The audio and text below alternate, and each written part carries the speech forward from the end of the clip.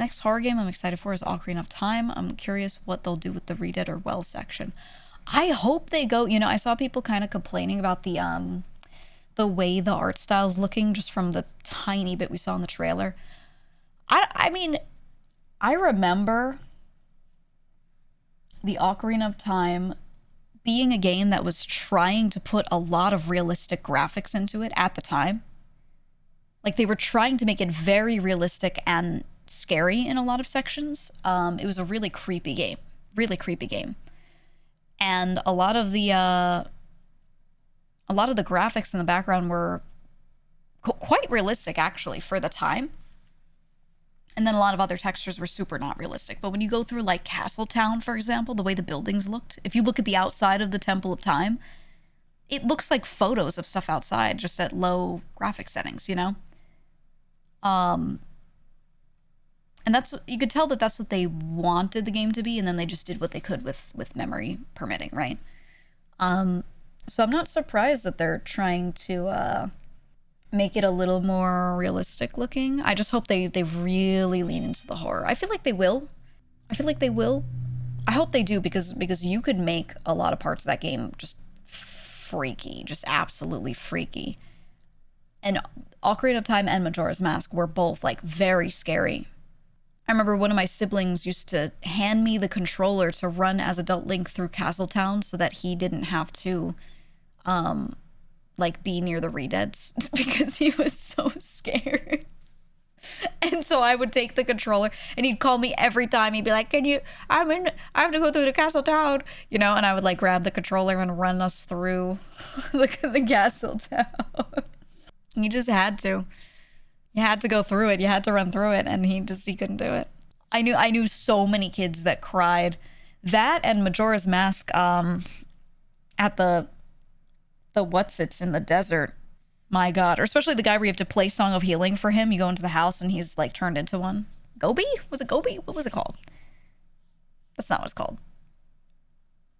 It starts with a G. My brain can't think of it. Gibdo. Thank you. Gibdo.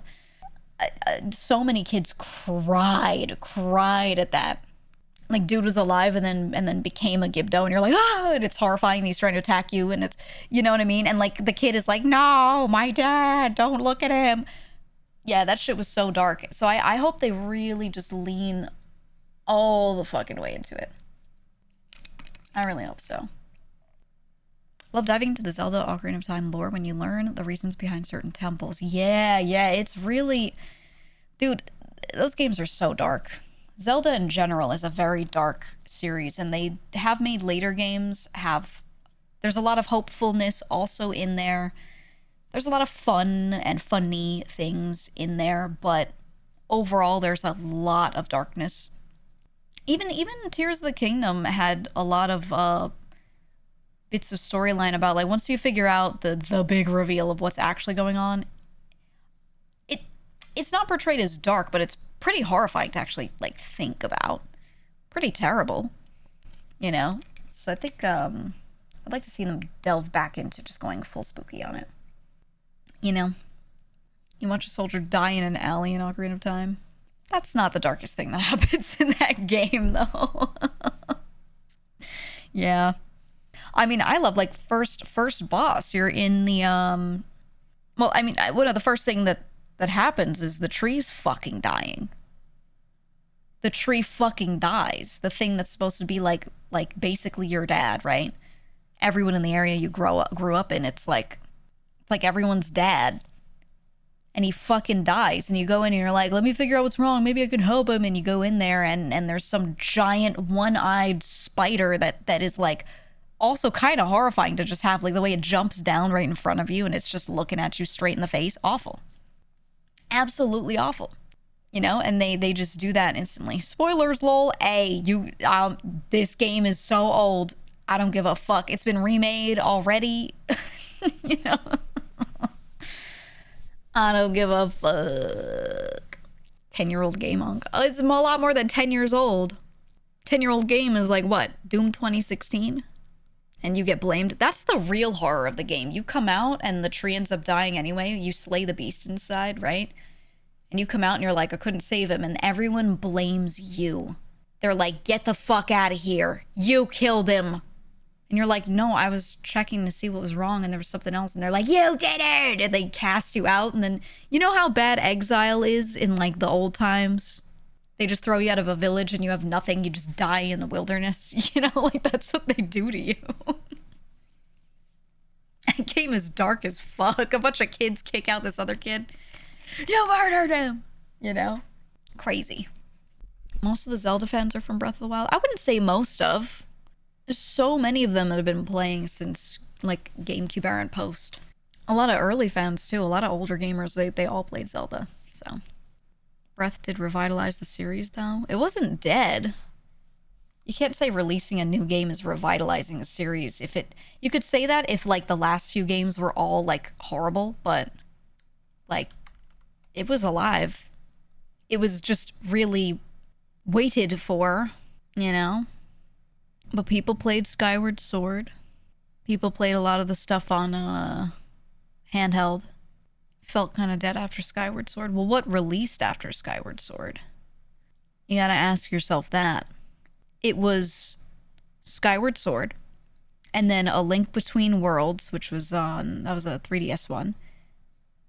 And then Triforce Heroes, which was a spin-off, which was good. And then Breath of the Wild. So the two big mainline games in a row were Skyward Sword and then Breath of the Wild. It was because they were waiting for the next console, yeah. But it wasn't dead. It was, you know. Mainline games were what? The old ones. Legend of Zelda, Adventure of Link, Link to the Past, Link's Awakening, then you get next console, Ocarina of Time, Mask, Seasons, Ages, Wind Waker, the Wind Waker, not Wind Waker one, what was the Game Boy one? Minish Cap. People remember like Wind Waker, Twilight Princess, then Skyward Sword, then Breath of the Wild. Those are really like the big mainline ones in order. So, as far as the huge mainline ones, they didn't really have a stinker. I think Skyward Sword is the only one that might have felt like a stinker just because some people were unsure about the gameplay. Like Wiimote gameplay, but it wasn't really that much of a stinker. Like it didn't actually sell like too poorly, especially because it you know, it came after Twilight Princess being the last big major console one, and that game fucked. People really liked that game, so I think they were gonna buy the next one no matter what, right? It was just too linear. I don't mind Zelda games being linear. I do like the current format that they've been doing with Breath of the Wild, Tears of the Kingdom, and letting it be less linear. I do like it, but I also really like when they're completely linear. I like both. I think Breath feels almost as big as Ocarina. You mean as big as in brand recognition, people liking it, and people knowing about it? Or you mean like... What do you mean by that? Is it popularity? Yeah, I mean, it's the Switch era. It's one of the most sold consoles of, like, all time. It's like everyone has a Switch. You know, when you think about consoles, everyone's got a Switch in comparison to everything else. So a lot of Switch games are just going to sell better than a lot of predecessors. And it doesn't mean that game is the better entry to the series. It's just in modern times, a lot more people have a Switch than people had a GameCube. Remember, people didn't really buy the GameCube. GameCube was one of the least sold consoles for Nintendo. But the GameCube had some of the best games. Like, the lineup was insanely good. And a lot of people, when you ask what their favorite thing in a series was, a lot of the time it's a GameCube entry to that series. But yeah, not that many people own the console, so... Even N64, like, people didn't have game consoles at home the same way they do now. Like, nowadays, almost everybody has them. You know, so. You know how it goes. But a lot of people, their first console was a Switch. And, they're like, oh, I've heard of this Zelda series. Let me try one of the Zelda games. And boom, Breath of the Wild was out on Switch as soon as it released, you know, so. Same thing with Mario Odyssey. That's a lot of people's, like, only Mario game that they've played because it was on the Switch. Oh, Yeah, St. Nicholas. Yeah. My favorite saint is Santa Claus.